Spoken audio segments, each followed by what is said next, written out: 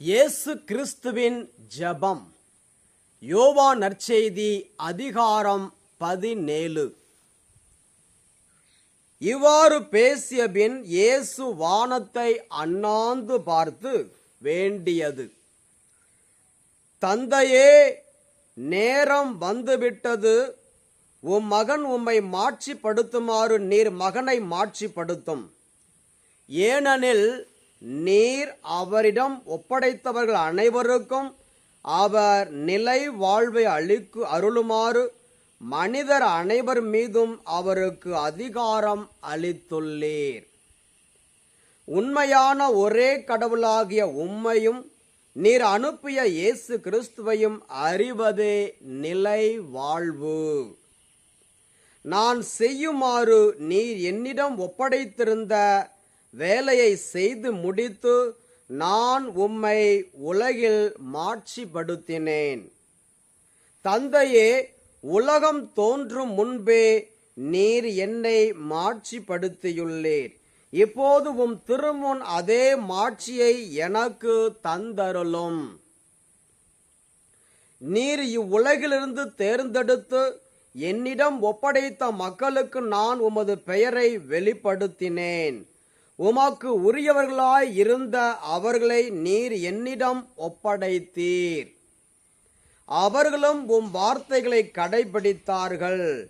நீர் எனக்கு தந்தவை அனைத்தும் உம்மிடமிருந்தே வந்தவை என்பது இப்போது அவர்களுக்கு தெரியும்.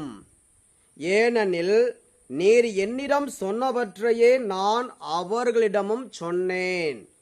அவர்களும் அதை ஏற்றுக்கொண்டு நான் உம்மிடமிருந்து வந்தேன் என்பதை உண்மையில் அறிந்து கொண்டார்கள்.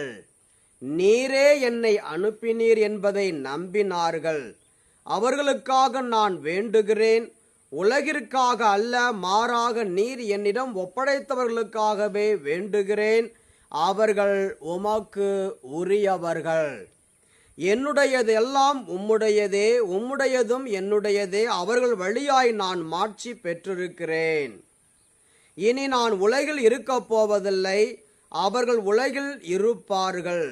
நான் உம்மிடம் வருகிறேன். தூய தந்தையே, நாம் ஒன்றாய் இருப்பது போல் அவர்களும் ஒன்றாய் இருக்கும்படி நீர் எனக்கு அளித்த உம் பெயரின் ஆற்றலால் அவர்களை காத்தருளும்.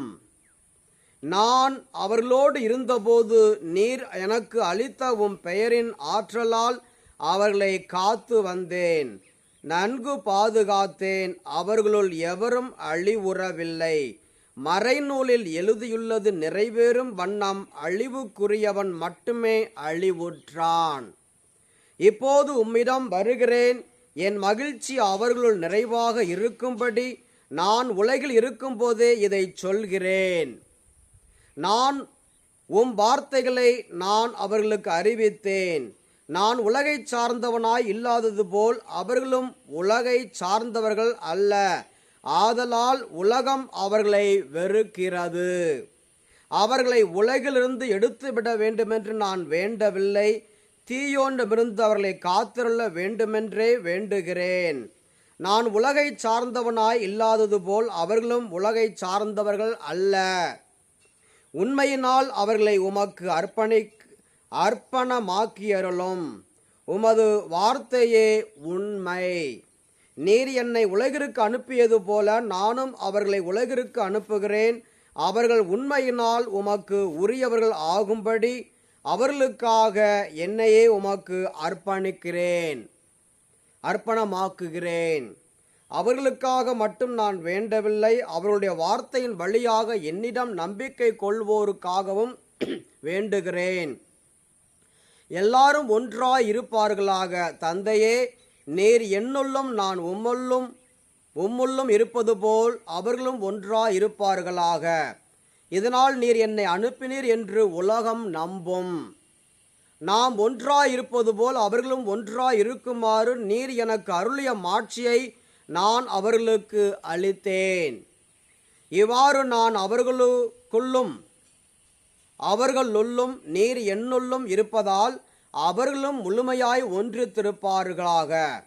இதனால் நீரே என்னை அனுப்பினீர் எனவும் நீர் என் மீது அன்பு கொண்டுள்ளது போல் அவர்களும் அவர்கள் மீதும் அன்பு கொண்டுள்ளீர் எனவும் உலகு அறிந்து கொள்ளும். தந்தையே, உலகம் தோன்றும் முன்னே நீர் என் மீது அன்பு கொண்டு எனக்கு மாட்சி அளித்தீர். நீர் என்னிடம் ஒப்படைத்தவர்கள் என் மாட்சியை காணுமாறு அவர்களும் நான் இருக்கும் இடத்திலேயே என்னோடு இருக்க வேண்டும் என விரும்புகிறேன்.